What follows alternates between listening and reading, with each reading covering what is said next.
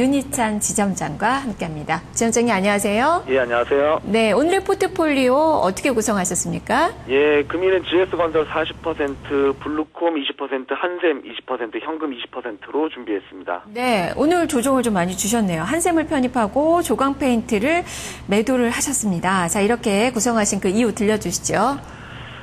최근에 국내 지수는 대내 호재 악재가 좀 공존한 가운데 박스권에 대한 완만한 돌파 움직임이 좀 보여지고 있습니다. 일부 대형주 위주의 반등 양상이 좀 연출이 되고 있는데 업종별 수익률 격차가 상이한 모습이 좀 발견되고 있고요. 포트폴리오는 전반적으로 중대형주 위주로 재편을 하되 지수 부담감 때문에 현금 비중은 일부를 유지를 했습니다. 네.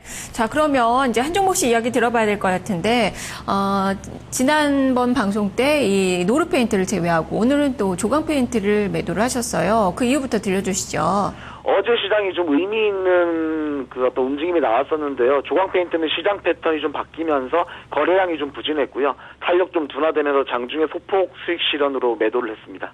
네. 그러면 이 종목 대신에 오늘 또 한샘을 편입하셨는데 역시 건자재 쪽에서 이제 종목을 좀 보고 계세요. 자, 이 종목은 어떤 점이 매력적인가요?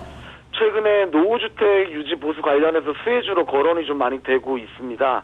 상반기에 내수에 대한 부진 요인이 있었는데도 인테리어 대형화 전략이 좀 어필이 되면서 성장세를 이어가고 있고요. 하반기에는 좀 더 상향된 실적으로 화답을 해줄 것으로 기대를 하고 있습니다.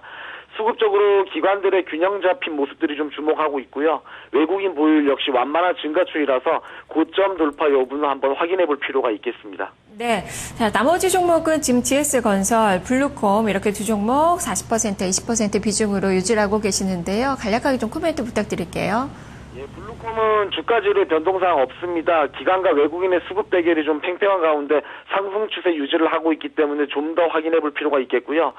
GS건설은 기관 수급에 힘입어서 장중 정고점을 돌파한 움직임이 나타내고 있습니다.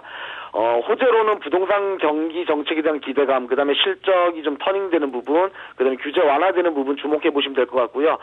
다만 이제 잠재적인 악재로는 공정거래위원회 과징금 논란에 대해서는 향후의 추이를 좀 더 지켜볼 필요 있겠습니다. 네, 자 이렇게 종목을 오늘 꾸리셨습니다. 그렇다면 현금이 아직까지 좀 남아있어요. 20% 정도 좀 남아있는데 관심을 가지고 계시는 그 종목도 있으실 텐데요. 편입 관심주도 살펴주시죠. 파라다이스를 좀 언급드려 보겠습니다. 지지난주에 자사주 처분 결정 때문에 주가 조정이 좀 있었습니다. 일단 단기 악재가 좀 노출된 부분이 있고요. 국내외 기관들이 좀 크지 않은 할인율로 블록딜이 일단 완료가 된 상태입니다. 오랜만에 기술적으로 일단 121선 이평선까지 주가 조정이 좀 나왔는데 금일은 좀 다소 약세를 좀 보이고는 있습니다.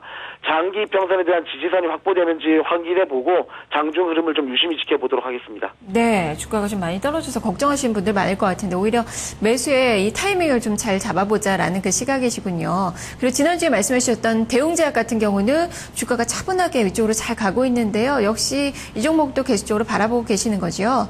예, 일단 또 기관 수급이 탄탄하고 정말 오랜만에 또 61선 이평선 또 돌파하는 모습이 좀 나왔습니다.